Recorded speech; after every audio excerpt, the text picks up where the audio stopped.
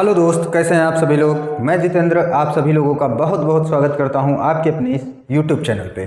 तो दोस्तों, आपके सामने एक और भर्ती आ चुकी है जिसका आप सभी लोगों को बहुत बेसब्री से इंतजार था। तो वो भर्ती आ चुकी है रेलवे टेक्नीशियन की भर्ती।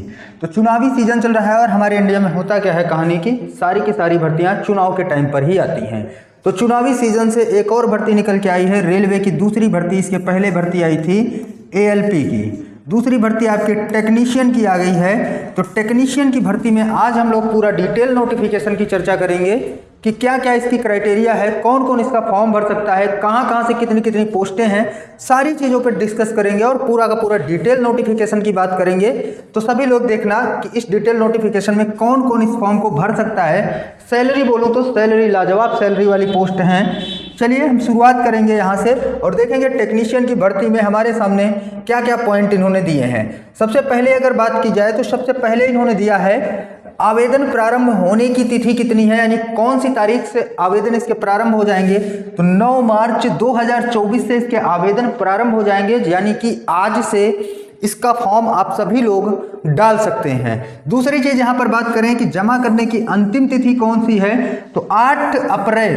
धीरे धीरे अगर आप बात करेंगे तो मेरे भाई पूरा 1 महीना आपको मिलेगा और 1 महीना इस फॉर्म को आपको डालने को पूरा मिलेगा। यहाँ पर फिर कह रहा है संशोधन शुल्क के भुगतान के साथ आवेदन पत्र में अगर कोई त्रुटि हो जाती है, सुधार के लिए तिथि कौन सी होगी, तो 9 अप्रैल से 18 अप्रैल तक आप इसमें से आवेदन को सही कर सकते हैं, यानी कि सुधार कर सकते हैं इसमें अगर कोई त्रुटि आपकी फॉर्म भरते समय होती है। चलिए अगर आगे बात करें तो आगे बात करेंगे। यहाँ पर देखिएगा आयु के बारे में दिया है, एज के बारे में दिया है। तो यहाँ पर देखना पद का नाम क्या है, तो 2 तरह की भर्तियां, टेक्नीशियन ग्रेड 1 सिग्नल लेवल 5 की नौकरी है ये। अगर बात करें तो ये लेवल 5 की नौकरी है और इसका वेतन कितना है, तो 29,200 रुपये। और चिकित्सा मानक यानी कि मेडिकल स्टैंडर्ड कौन सा होना चाहिए, तो B1 मेडिकल स्टैंडर्ड इसके लिए होना चाहिए। आयु यथावत 1/7/2024 से इसकी आयु जोड़ी जाएगी। 18 से 36 वर्ष की उम्र का होना चाहिए। और यहाँ पर भर्तियाँ कितनी हैं, तो 1092 भर्तियाँ हैं।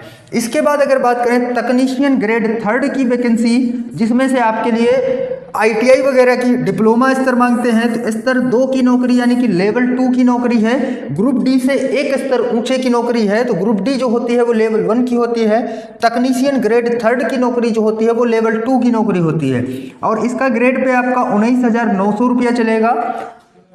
और इसके बाद में इसकी एज की बात करें तो 18 से 33 और इसकी पोस्टों की बात करें तो 8,052 पोस्टें यहाँ पर आपको देखने को मिल रही हैं। टोटल अगर कुल पोस्टों की बात करें तो 9,144 कुल पोस्टें हैं। अब यहाँ पर अगर बात करेंगे, थोड़ा सा और आगे जाते हैं, इसमें आपको देखो दिया गया है कि कोविड-19 महामारी के बाद की ये पहली भर्ती है, पहली नहीं दूसरी रेलवे की भर्ती है। इसके पहले ALP आई थी, उसमें भी 3 वर्ष की छूट दी गई थी। इसके बाद जस्ट आई है टेक्नीशियन की, तो इसमें भी 3 वर्ष की छूट दी जा रही है। अगर देखो मेरे भाई छूट दी जा रही है, अब इसके बाद आगे जो भर्तियां आएंगी उसमें भी 3 वर्ष की छूट दी ही जाएगी। तो सीमा में अधिक से अधिक 3 वर्ष की छूट शामिल है। क्लियर सी बात है। अब यहाँ पर देखिएगा महत्वपूर्ण निर्देश दिए हैं आपको। ऑनलाइन फॉर्म भरते समय CEN में दी गई जानकारी को अच्छी तरह से पढ़ें, मतलब डिटेल नोटिफिकेशन आपको पढ़ के ही फॉर्म को भरना है। दूसरा चीज आपको दिया है, उम्मीदवार को यह सुनिश्चित करना होगा कि CEN के अनुसार आवेदन जमा करने की अंतिम तिथि तक या उससे पहले पद के लिए सभी निर्धारित शैक्षिक और तकनीकी योग्यताएं पूरी करते हैं। निर्धारित शैक्षणिक तकनीकी योग्यताओं के अंतिम परिणाम की प्रतीक्षा कर रहे उम्मीदवार आवेदन के पात्र नहीं होंगे।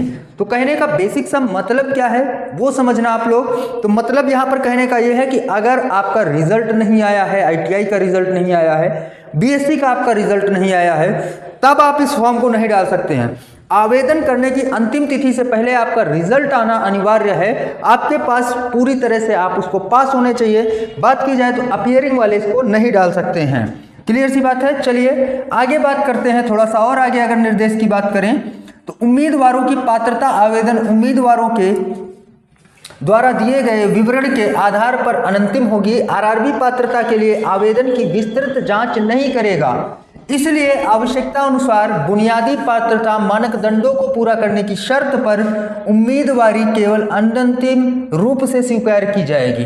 क्लियर सी बात है। तो डिटेल में पढ़ लेना इसको, इसकी मुझे नहीं लगता बताने की बहुत ज्यादा जरूरत है। आयु में जाति, श्रेणी आदि के प्रमाण पत्र दस्तावेजों की जांच के बाद यदि आवेदन में किया गया कोई भी दावा प्रमाण पत्रों दस्तावेजों द्वारा प्रमाणित नहीं होता है तो उम्मीदवार की उम्मीदवारिता रद्द कर दी जाएगी। इसके बाद अगर चौथा देखें तो SC, ST, OBC, EWS, EBC स्थिति या किसी अन्य लाभ जैसा कि शुल्क रियायत, आरक्षण, आयु छूट आदि के दावे के लिए महत्वपूर्ण तिथि जहां अन्यथा निर्दिष्ट नहीं है वे इस CEN के लिए ऑनलाइन आवेदन जमा करने की अंतिम तिथि होगी। तो भैया देखिए EBC का बनवा के सर्टिफिकेट वो भी लगा सकते हैं, SC, ST, OBC, EWS, EBC स्थिति के लिए दिया गया है। आगे अगर बात करें तो देखिएगा आयु जो है यहाँ पर अगर आयु को देखना है आपको तो आयु देखना 1/7/2024 को तकनीशियन ग्रेड सिग्नल के लिए 18 से 36 वर्ष और तकनीशियन ग्रेड 3rd के लिए 18 से 33 वर्ष। इसमें से इसके बाद आपको जो छूट मिल रही है वो छूट अलग से होगी, ठीक है। तो RRB का चयन और पदों के लिए प्राथमिकताएं इस CEN में दर्शाई गई RRB वार और रेलवे वार रिक्तियां अनंतिम है। ये संबंधित रेलवे प्रशासन की आवश्यकता के अनुसार बढ़ या घट भी सकती हैं। क्लियर सी बात है। तो जितनी वैकेंसी आपको दिख रही है वो बढ़ भी सकती हैं और घट भी सकती हैं। उम्मीदवार वेतन स्तर में केवल एक बार RRB चुन सकते हैं और रेलवे जोन और अधिसूचित पदों श्रेणियों के लिए अपनी प्राथमिकता बता सकते हैं जिसके लिए उम्मीदवार आवेदन करने के इच्छुक हैं और पात्र हैं, केवल उसी को चुने RRB में, ठीक है। तो चलिए आगे, भर्ती की पूरी अवधि के दौरान सभी संचार के लिए उम्मीदवारों के पास अपना सक्रिय मोबाइल नंबर और एक वैध व्यक्तिगत ईमेल आईडी होनी चाहिए। तो एक ऐसा कोई सक्रिय मोबाइल नंबर आपको डालना है जो कि आपका चेंज ना हो भर्ती के दौरान, और आपको एक ईमेल आईडी डालनी है जो कि चेंज ना हो। क्लियर सी बात है।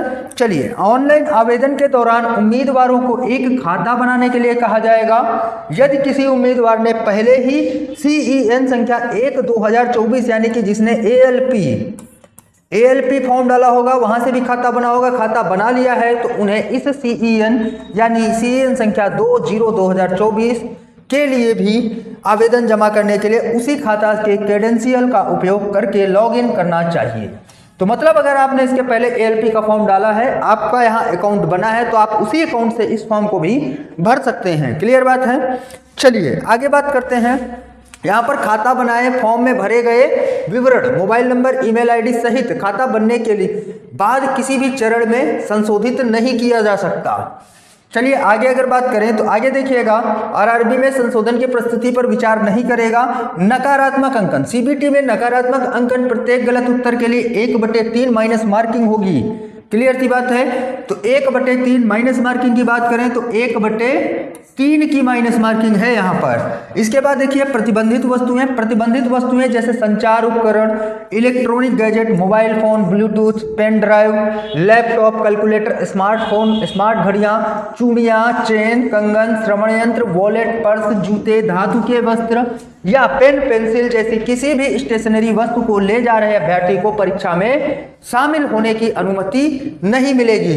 तो परीक्षा में शामिल होने के लिए सामान को सुरक्षित रखने के लिए क्लॉक रूम की व्यवस्था परीक्षा स्थलों पर की जाती है, तो वहां पर आप अपनी सामान को जमा भी कर सकते हैं।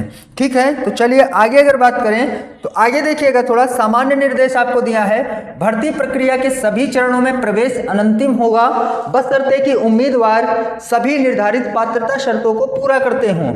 उम्मीदवार को केवल ई-कॉल लेटर जारी करने का मतलब यह नहीं है कि उसकी उम्मीदवारी आरआरबी द्वारा अंतिम रूप से स्वीकार कर ली गई है। आरआरबी पात्रता शर्तों का सत्यापन मूल दस्तावेज के संदर्भ में तभी करते हैं जब उम्मीदवार परीक्षा के सभी चरणों में उत्तीर्ण होगा, तभी आपको डीवी के लिए बुलाया जाएगा। वही बात वो कह रहा है। इसके बाद अगर आप देखिएगा तो इसके आगे अगर बात करें तो आगे देखिएगा इंपॉर्टेंट चीजों को हम देखते हैं। यहाँ पर उम्मीदवार को अपना नाम, पिता का नाम, जन्म तिथि जैसे मैट्रिक यानी कि 10th के सर्टिफिकेट, प्रमाण पत्र या समकक्ष प्रमाण पत्र में दर्ज है वैसा ही दर्ज करना होगा।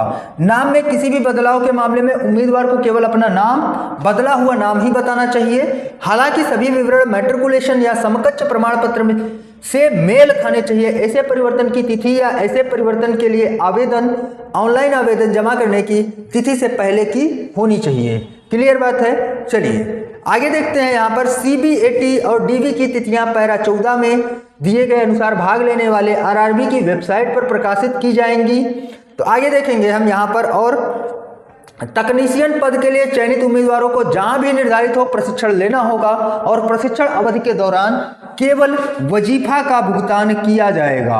तो आपको कंप्लीट सैलरी नहीं मिलेगी, आपको वजीफा का भुगतान किया जाएगा। चयनित उम्मीदवार जहां भी आवश्यक हो सुरक्षा और क्षतिपूर्ण बांड निष्पादित करेंगे। पोस्टिंग आमतौर पर एक रेलवे कर्मचारी को पूरी सेवा के दौरान रेलवे या रेलवे प्रतिष्ठान में नियोजित किया जाएगा जिससे उसे पहली नियुक्ति पर तैनात किया गया है और उसके पास किसी अन्य रेलवे या किसी अन्य प्रतिष्ठान में स्थानांतरण के अधिकार के रूप में कोई दावा नहीं होगा। कम से कम 5 से 10 वर्ष सेवा पूरी नहीं कर लेता तब तक अन्य रेलवे में स्थानांतरण के लिए कोई अनुरोध पंजीकृत नहीं किया जाएगा। तो कहने का मतलब क्या है, आप ट्रांसफर कब ले सकते हैं? तो 5 से 10 वर्ष की सेवा जब तक आप पूरी नहीं कर लेते तब तक आपका ट्रांसफर नहीं किया जाएगा। निःशुल्क ट्रेन यात्रा यहाँ पर देखेंगे। SC और ST उम्मीदवारों के लिए स्वीकार्य निःशुल्क स्लीपर क्लास रेलवे पास चयन के विभिन्न चरणों अर्थात CBT, CBAT, DV, मेडिकल परीक्षण जैसे लागू हो के लिए ऑनलाइन आवेदन में दिए गए विवरण और वैध जाति प्रमाण पत्र के अनुसार उनके ई-कॉल लेटर के साथ प्रदान किए जाएंगे। जैसा कि आपको पता है रेलवे हमेशा SC, ST के लिए क्या करता है, फ्री सेवा मतलब चालू करता है कि आप पेपर जहां भी हो आप ट्रेन में बैठकर स्लीपर क्लास में जा सकते हैं। उसके लिए एडमिट कार्ड के साथ ही आपका पास भी निकल के आता है। तो वही बात उसने यहाँ पर बताई है। देखिए उम्मीदवार के लिए हेल्पलाइन CEN के आवेदन जमा करने से संबंधित किसी भी प्रश्न के लिए 10 से 5 बजे तक ईमेल कर सकते हैं। आप मोबाइल नंबर पे आप कॉल भी कर सकते हैं। यदि उम्मीदवार किसी भी कारण से अंतिम तिथि के भीतर अपना ऑनलाइन आवेदन नहीं जमा कर पाते हैं तो RRB जिम्मेदार नहीं होगा। तो इसके लिए भैया RRB जिम्मेदार नहीं होगा तो आप जिम्मेदार होंगे इसके लिए। तो चलिए आगे रिक्तियां कृपया ध्यान दें कि ये रिक्तियां रेलवे प्रशासन की आवश्यकता के अनुसार बढ़ या फिर घट सकती हैं। इस CEN में विभिन्न पदों के पैरामीटर यानी कि योग्यता, चिकित्सा मानक और PWBD के लिए पद की उपयुक्तता आदि अनुलग्नक A में है और RRB वार रिक्तियां अनुलग्नक B में है। तो यहाँ पर देखेंगे मेडिकल फिटनेस की अगर बात करें तो यहाँ पर भिन्न भिन्न पदों के लिए भिन्न भिन्न मेडिकल स्टैंडर्ड होगा। तो यहाँ पर मेडिकल स्टैंडर्ड 3 मेडिकल स्टैंडर्ड से आप नौकरी पा सकते हैं। तो यहाँ पर बहुत हाई मेडिकल स्टैंडर्ड आपको नहीं रखना है। तो यहाँ पर पहला मेडिकल स्टैंडर्ड है A3 में शारीरिक रूप से हर तरह से आप फिट होने चाहिए। अगर यहाँ पर दूरदृष्टि की बात करें तो चश्मे के साथ आपका विजन 6/9 का होना चाहिए। चश्मे के साथ भी हो या बिना चश्मे के हो तो 6/9 कहने का मतलब है चश्मा अलाउड है इसमें। और दूसरी बात निकट दृष्टि के लिए 0.6 चश्मे के साथ हो या चश्मे के अलावा हो। कलर विजन नहीं होना चाहिए आपको, दूरबीन विजन नहीं होना चाहिए, नाइट विजन और मेसोपिक विजन के लिए टेस्ट पास करना होगा आपको। इसके बाद अगर B1 की बात करें मेडिकल स्टैंडर्ड, अगर B1 की बात करें एक चीज समझिएगा मेरे दोस्त, अगर आपने A3 मेडिकल स्टैंडर्ड क्लियर कर लिया तो मतलब B1 और B2 दोनों क्लियर हैं। अगर B1 क्लियर कर लिया तो इसका मतलब A3 आप नहीं पास हैं लेकिन B2 आप पास हैं। तो यहाँ पर B1 के लिए भी कह रहा है हर तरह से फिट होना चाहिए। दूरदृष्टि के लिए 6/9 और एक आंख 6/12 चश्मे के साथ या बिना चश्मे के भी हो सकती है। लेंस की क्षमता इसमें से अगर बात करें तो देखिएगा 2 डायोप्टर की है, इसमें से 4 डायोप्टर से अधिक की नहीं होनी चाहिए। निकट दृष्टि के लिए 0.6 चश्मे के साथ या बिना जब पढ़ना या बंद काम करना आवश्यक हो। और कलर विजन आपको नहीं होना चाहिए। दूरबीन विजन, नाइट विजन और मेसोपिक विजन के लिए टेस्ट यहाँ पर भी आपको पास ही करना होगा। और इसी तरह B2 के लिए भी सेम कैटेगरी है, बस केवल चश्मे के साथ 6/9 और 6/12 लेंस की क्षमता 4 डायोप्टर से अधिक नहीं होनी चाहिए। यहाँ पर निकट दृष्टि के लिए सेम क्राइटेरिया है। उसके बाद देखेंगे सेकंड पोजीशन पर, तो यहाँ पर दूरबीन दृष्टि के लिए परीक्षण पास करना होगा। यहाँ पर आपको उसकी ज़रूरत नहीं होगी, यानी कि आप जो ये बोलते हैं ना कलर विजन वगैरह, तो उस अगर आपके कलर विजन है तो आप B2 स्टैंडर्ड में आ जाएंगे और यहाँ से जो पद होगा वो पद आपको मिलेगा। अब यहाँ पर आगे थोड़ा सा और देखेंगे हम, तो उपरोक्त चिकित्सा मानक सांकेतिक और संपूर्ण नहीं है, सामान्य रूप से उम्मीदवारों पर लागू होते हैं। विवरण के लिए उम्मीदवार को भारतीय रेलवे मेडिकल मैनुअल RIRMM खंड 1 के अध्याय 5 को पढ़ने की सलाह दी जाती है। ठीक है, वेबसाइट आपको वो दी है, वहां से एक्सेस करके आप इसको पूरा मेडिकल का डिटेल पढ़ सकते हैं कि कौन से नौकरी के लिए आपको कौन सा मेडिकल स्टैंडर्ड चाहिए। जिन उम्मीदवारों ने दुर्मन्य त्रुटि को ठीक करने के लिए लेसिक सर्जरी या किसी अन्य सर्जिकल प्रक्रिया से गुजरना पड़ा है, वे उन पदों के लिए पात्र नहीं है जिनके लिए मेडिकल मानक A3 की आवश्यकता है।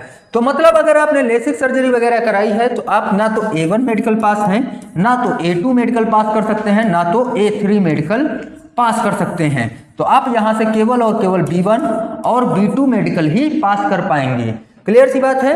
देखिए तीसरे में पढ़ते हैं, तो भारतीय रेलवे मेडिकल मैनुअल खंड 1 के पैरा 534 में वर्णित अनुसार पूर्व सैनिकों के लिए मेडिकल मानक अलग है। तो यानी कि जो एक्स सर्विसमैन है उनके लिए मेडिकल स्टैंडर्ड का मानक थोड़ा सा अलग है। तो उसके लिए भी आपको दिया है कि वेबसाइट पे जाना है, आपको डिटेल में इसको पढ़ना है। नागरिकता आपको कहाँ की होनी चाहिए, तो राष्ट्रीयता आपकी या नागरिकता आपकी एक उम्मीदवार को या तो होना चाहिए भारत का नागरिक या नेपाल का नागरिक या भूटान विषय का। तो भूटान, नेपाल या भारत के नागरिक इस फॉर्म को भर सकते हैं। आगे बात करेंगे, तो एक तिब्बती शरणार्थी जो भारत में स्थायी रूप से बसने के इरादे से 1/1/1962 से पहले भारत आया था, या भारतीय मूल का व्यक्ति जो भारत में स्थायी रूप से बसने के इरादे से पाकिस्तान, बर्मा, श्रीलंका, पूर्वी अफ्रीकी देशों केन्या, युगांडा, संयुक्त गणराज्य, तंजानिया, जाम्बिया, मलावी जैसे इथियोपिया और वियतनाम से आया हो, बशर्ते कि उपरोक्त श्रेणी 2, 3, 4 और 5 से संबंधित उम्मीदवार वह व्यक्ति होगा जिसके पक्ष में भारत सरकार द्वारा पात्रता प्रमाण पत्र जारी किया गया हो। जिस उम्मीदवार के मामले में पात्रता प्रमाण पत्र आवश्यक है उसे अंतिम रूप से परीक्षा में शामिल किया जा सकता है।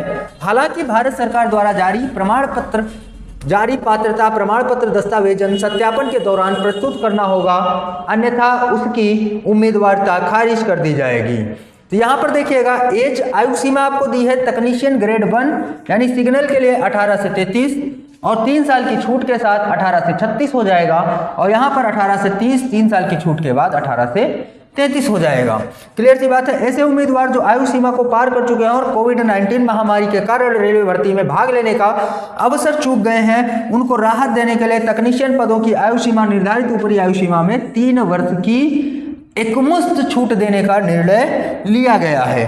ठीक है, तो चलिए आगे अगर बात करें हम, तो आगे यहाँ पर देखिएगा SNT उम्मीदवार के लिए 5 साल की छूट, OBC नॉन क्रीमी उम्मीदवार के लिए 3 साल की छूट, एक्स सर्विसमैन अभ्यर्थी जिन्होंने सत्यापन के बाद 6 महीने से अधिक की सेवा पूरी कर ली है, UR के लिए 3 वर्ष और EWS के लिए भी 3 वर्ष, OBC के लिए 6 वर्ष और एक्स सर्विसमैन यानी SC और ST के लिए सभी एक्स सर्विसमैन के हैं। इसमें से आपको क्या है कैटेगरी बांट दी गई, जैसे UR जनरल और EWS के लिए 3 वर्ष की छूट, OBC NCL यानी कि नॉन क्रीमी लेयर के लिए 6 वर्ष, SC और ST के लिए 8 वर्ष की छूट आपको मिलती है। बेंचमार्क विकलांगता वाले व्यक्ति यानी कि PWBD के लिए UR और EWS में 10 वर्ष की छूट, OBC में 13 वर्ष की छूट और PWBD में SC और ST की 15 वर्ष की छूट आपको मिलती है।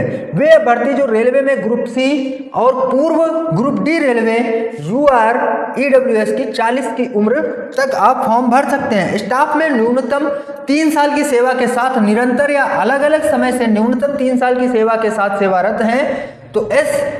तो OBC 43 वर्ष की उम्र तक, SC और ST 45 वर्ष की उम्र तक। उम्मीदवार जो रेलवे संगठन के अर्ध प्रशासनिक कार्यालयों जैसे रेलवे कैंटीन, सहकारी समितियों और संस्थानों में काम कर रहे हैं, प्रदान की गई सेवाओं की अवधि या 5 वर्ष जो भी कम हो। इसके बाद देखेंगे यहाँ पर, तो तालिका में दिया है ग्रेड 3 के लिए 7th की SC और ST उम्मीदवार के लिए 5 साल छूट, OBC नॉन क्रीमी लेयर 3 वर्ष छूट। एक्स सर्विसमैन की बात करेंगे तो UR में 3 वर्ष, OBC NCL 6 वर्ष, SC ST 8 वर्ष। और यहाँ पर अगर बेंचमार्क विकलांगता यानी कि PWBD की बात करेंगे तो UR और EWS के लिए 10 वर्ष, OBC नॉन क्रीमी लेयर के लिए 13 वर्ष, SC और ST के लिए 15 वर्ष। वही कहानी है जो ऊपर दिया गया था, वही सेम यहाँ पर भी है।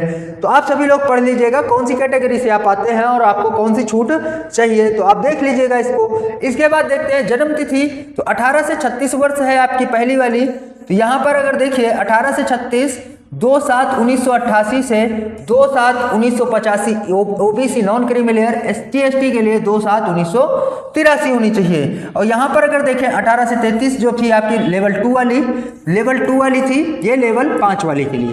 तो लेवल 2 वाली के लिए 91 से चालू है, OBC 88 से होना चाहिए, SC ST आपके 1986 से होना चाहिए। क्लियर बात है। तो आगे अगर बात करें, यदि कोई उम्मीदवार छूट लेना चाहता है तो अभी ऊपर आपको दिखा है कि छूट किस तरह से मिल सकती है और कौन कौन सी छूट मिलेगी आपको।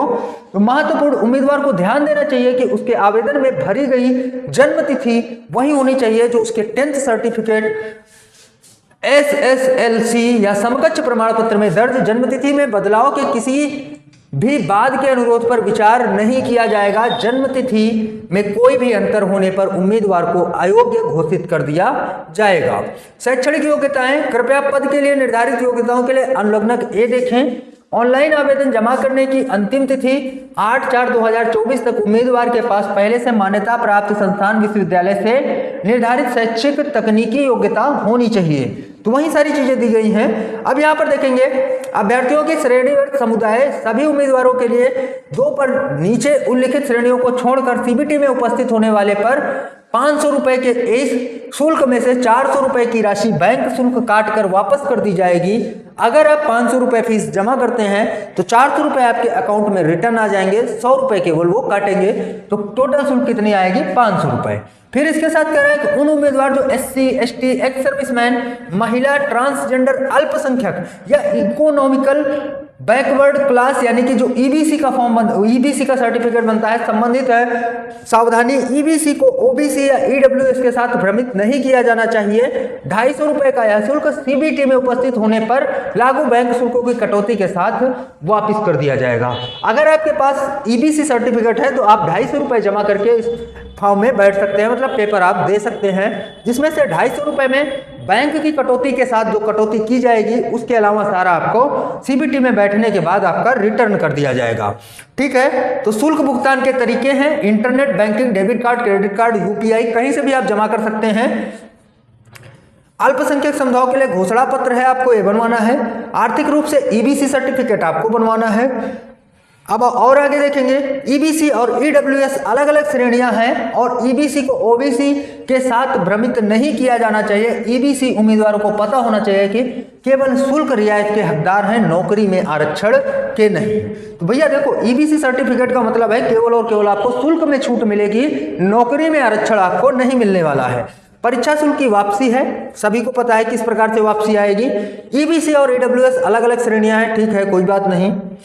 आगे अगर हम देखें OBC नॉन क्रीमी लेयर के लिए जाति प्रमाण पत्र में विशेष रूप से उल्लेख होना चाहिए कि यह भी प्रमाणित किया जाता है कि भारत सरकार कार्मिक एवं प्रशिक्षण विभाग कार्यालय ज्ञापन संख्या इतना इतना की अनुसूची के कॉलम 3 में उल्लिखित व्यक्तियों वर्गों क्रीमी लेयर से संबंधित नहीं है, मतलब पूरा पूरा आपको डिटेल में लिखा होना चाहिए उसमें। और इसके साथ में अगर आगे बात करें तो आगे देखिएगा क्षैतिज आरक्षण अभी आप लोगों ने पढ़ा है कि कैसे कैसे मिलेगा आपको भूतपूर्व सैनिक के लिए। और आगे देखते हैं तो बेंचमार्क के लिए है, विकलांग लोगों के लिए है, PWBD।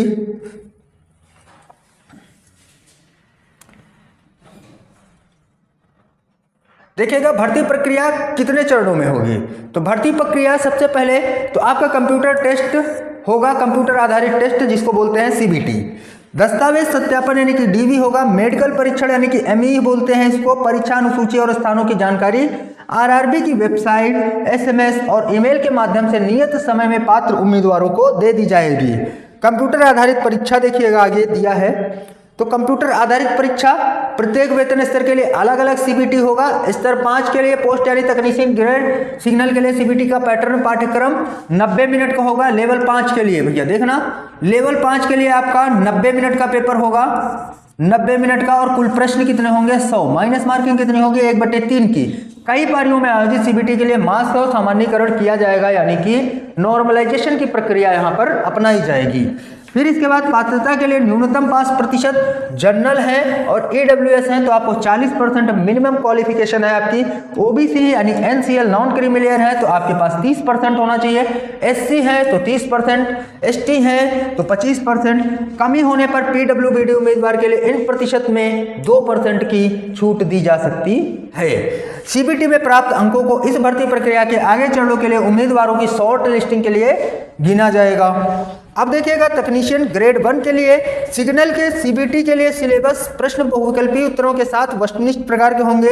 यहाँ पर आप थोड़ा सा सिलेबस भी आपको दिया है तो आप सिलेबस की भी यहाँ पर जानकारी ले सकते हैं। सामान्य जागरूकता, वर्तमान मामलों का ज्ञान आपको होना चाहिए, भारतीय भूगोल का ज्ञान होना चाहिए, संस्कृति और भारत के इतिहास का ज्ञान होना चाहिए, ठीक है। स्वतंत्रता संघर्ष, भारतीय राजनीति और संविधान, भारतीय अर्थव्यवस्था, भारत और विश्व संबंधित पर्यावरणीय मुद्दे, खेल, सामान्य वैज्ञानिक और तकनीकी विकास आदि शामिल है। सामान्य बुद्धि और तर्क यानी कि रीजनिंग में उपमाएं, वर्णमाला, संख्या श्रृंखला, कोडिंग और डिकोडिंग, गणितीय संचालन संबंध, सिलोगिज्म, जबलिंग, वेन डायग्राम यानी कि वेन आरेख, डेटा व्याख्या और पर्याप्तता, निष्कर्ष और निर्णय लेने की क्षमता, सामान्यताएं और अंतर, विश्लेषणात्मक तर्क, वर्गीकरण, निर्देश, विवरण तर्क और धारणा आदि आपका सिलेबस है रीजनिंग का। अगर यहाँ पर बात करें तो कंप्यूटर और अनुप्रयोगों की मूल बातें, कंप्यूटर के भी आपके प्रश्न पूछे जाएंगे। कंप्यूटर की वास्तुकला, इनपुट और output devices, storage devices, networking, operating system जैसे Windows, Unix, Linux, MS Office, विभिन्न डेटा प्रतिनिधित्व, इंटरनेट और ईमेल, वेबसाइट और वेब ब्राउजर, कंप्यूटर वायरस, इतनी चीजें आपको जानकारी होनी चाहिए। इसके साथ में कह रहा है आपका गणित यानी कि मैथ का आपका क्या होगा सिलेबस, तो संख्या प्रणाली, नंबर सिस्टम, तर्क संगत और तर्कहीन संख्या, बोर्डमोस्ट नियम आपको आना चाहिए, द्विघात समीकरण आपसे पूछेगा, अंकगणितीय प्रगति आपसे पूछेगा, समान त्रिकोण आपसे पूछेगा, पाइथागोरस प्रमेय, समन्वय ज्यामिति यानी कि ज्योमेट्री के भी क्वेश्चन आपको देखने को मिलेंगे, ट्रिग्नोमेट्री यानी कि त्रिकोणमिति के भी आपको क्वेश्चन देखने को मिलेंगे, अनुपात समानुपात भी आएगा, ऊंचाई और दूरी भी आएगा, सतही क्षेत्र और मात्रा आएगी, सेट और उसके अभ्यावेदन, खाली सेट, परिमिति और अनंत सेट, समान सेट, सब सेट, वास्तविक संख्याओं के एक सेट के सब सेट, यूनिवर्सल सेट, वेन आरेख, संघ और सेट के चौराहे, सेट का अंतर, एक सेट का पूरक, गुण पूरक की सांख्यिकी, फैलाव के उपाय, सीमा, माध्य, विचलन, विचरण और अनुग्रुप, समूहीकृत डेटा का मानक विचलन, घटनाओं की संभावना, घटना, संपूर्ण घटनाएं, पारस्परिक रूप से अन्य घटनाएं। देखिए मेरे भाई, मैथ अगर आप पढ़ेंगे तो आपको डिटेल पूरी मैथ पढ़नी पड़ेगी और वो मैथ आपकी एनटीपीसी से लेकर ग्रुप डी से लेकर टेक्नीशियन, एएलपी हर जगह काम आने वाली है। बुनियादी विज्ञान और इंजीनियरिंग, साइंस तो देखिए इसमें अलग से स्पेशल आती है। भौतिक बुनियादी बातें, इकाइयां, माप, द्रव्यमान, वजन, घनत्व, कार्य शक्ति, ऊर्जा, गति और वेग, गर्मी, तापमान, बिजली, चुंबकत्व, इलेक्ट्रॉनिक चार्ज, फील्ड और तीव्रता, विद्युत क्षमता और संभावित अंतर, सरल इलेक्ट्रिक सर्किट, कंडक्टर, गैर कंडक्टर, इंसुलेटर, ओम के नियम, इसकी सीमाएं, श्रृंखला में प्रतिरोध और एक सर्किट विशिष्ट प्रतिरोध के समानांतर संबंध। तो ये आपका कुछ सिलेबस है इसका। चलिए आगे अगर बात करें हम तो आगे देखिएगा ग्रेड 1 के लिए आपका क्या क्या है। तो ग्रेड 1 के लिए अगर बात करें, यहां पर देखिएगा ग्रेड 1 के लिए जो लेवल 5 की नौकरी है उसके लिए आपकी क्या है, सामान्य जागरूकता 10 क्वेश्चन, ठीक है। सामान्य बुद्धि और तर्क 15 क्वेश्चन, कंप्यूटर और अनुप्रयोगों की मूल बातें 20 क्वेश्चन आएंगे, अंकशास्त्र आपकी 20 की आएगी, बुनियादी विज्ञान और इंजीनियरिंग 35 की आएगी। कुल आपके 100 प्रश्न होंगे और नंबर भी आपके कितने होंगे, 100 होंगे। 1/3 की आपकी माइनस मार्किंग होगी। 90 मिनट का टाइम होगा, 100 क्वेश्चन होंगे, आपको करना होगा। अब आगे अगर देखें वेतन स्तर 2 यानी कि तकनीशियन 3rd के लिए कुल प्रश्न 100 होंगे, प्रत्येक गलत उत्तर के लिए 1/3 की माइनस मार्किंग होगी। यूआर, ईडब्ल्यूएस, ओबीसी वही 40%, 30%, 30-25। सीबीटी में प्राप्त अंकों की भर्ती प्रक्रिया के आगे चरणों के लिए उम्मीदवार की शॉर्ट लिस्टिंग के लिए गिना जाएगा। वेतन स्तर 2 यानी कि तकनीशियन ग्रेड 3 की विभिन्न श्रेणियां, पदों के लिए सीबीटी के लिए पाठ्यक्रम, बहुविकल्पीय उत्तरों प्रश्न होंगे, गणित के लिए वही संख्या प्रणाली, बोर्ड मोस, दशमलव, भिन्न, एलसीएम, एचसीएफ। तो इसके लिए देखिए उतना आपको मैथ पढ़ने की जरूरत नहीं है, जितना लेवल 5 में थी उतना लेवल 2 में नहीं है। तो आपको पढ़ना क्या क्या है, संख्या पद्धति, बोर्ड मोस, दशमलव, भिन्न, एलसीएम, एचसीएफ, अनुपात, समानुपात, प्रतिशत, क्षेत्रमिति, समय और कार्य, समय और दूरी, सरल और चक्रवृद्धि ब्याज, लाभ और हानि, बीजगणित, ज्यामिति, त्रिकोणमिति, प्राथमिक सांख्यिकी, वर्गमूल, आयु गणना, कैलेंडर और घड़ी, पाइप और टंकी आदि। अब यहाँ पर रीजनिंग का देखेंगे तो मानसिक क्षमता, सादृश्य, वर्णमाला, संख्या श्रृंखला, कोडिंग और डिकोडिंग, गणितीय संचालन, रिश्ते, सिलोगिज्म, जबलिंग वेन, आरेख, डेटा व्याख्या और पर्याप्तता, निष्कर्ष, निर्णय लेना, समानताएं और अंतर विश्लेषणात्मक तर्क, वर्गीकरण, दिशाएं, कथन तर्क और कथन धारणाएं। बुनियादी विज्ञान में अगर बात करें, इंजीनियरिंग में इसके अंतर्गत आने वाले व्यापक विषय, इंजीनियरिंग ड्राइंग आपको आनी चाहिए, देख लीजिएगा क्या क्या होता है। इकाइयां, माप, द्रव्यमान, वजन, घनत्व, कार्य शक्ति और ऊर्जा होंगे, गति और वेग, गर्मी और तापमान, बुनियादी बिजली, लीवर और सरल मशीनें, व्यावसायिक सुरक्षा, स्वास्थ्य, पर्यावरण, शिक्षा, आईटी साक्षरता आदि। सामान्य जागरूकता यानी कि रीजनिंग में सामान्य जागरूकता आपकी जीएस में आ जाएगी। सामान्य जागरूकता में समसामयिकी मामले यानी कि करंट अफेयर, विज्ञान और प्रौद्योगिकी, खेल संस्कृति, खेल और संस्कृति, व्यक्तित्व, अर्थशास्त्र, राजनीति और अन्य महत्व के विषय। तकनीशियन 3 के लिए विषय कौन कौन से होंगे, तो अंकशास्त्र 25 यानी कि मैथ आपकी 25 नंबर की, रीजनिंग की बात करें तो 25 नंबर की, सामान्य विज्ञान आपकी 40 नंबर की, सामान्य जागरूकता आपकी कितने की होगी, तो 10 नंबर की आपकी होगी। तो यहाँ पर देखिए मैथ, रीजनिंग और साइंस पढ़ के आप नौकरी पा सकते हैं बहुत आसानी के साथ। तो जीएस में आपको बहुत ज़्यादा दिमाग लगाने की यहाँ पर आवश्यकता नहीं है। दस्तावेज सत्यापन यानी कि डीवी, इसके बाद होगा आवेदन कैसे करें, तो सभी को पता होगा, डिटेल में थोड़ा सा पढ़ लीजिएगा कि आवेदन आपको कैसे करना है। फिर और आगे थोड़ा सा देखते हैं तो लगभग आपका खत्म हो गया। यहाँ से ये आरआरबी की वेबसाइट दी गई है, तो यहाँ से आप जाके अपना फॉर्म भर सकते हैं।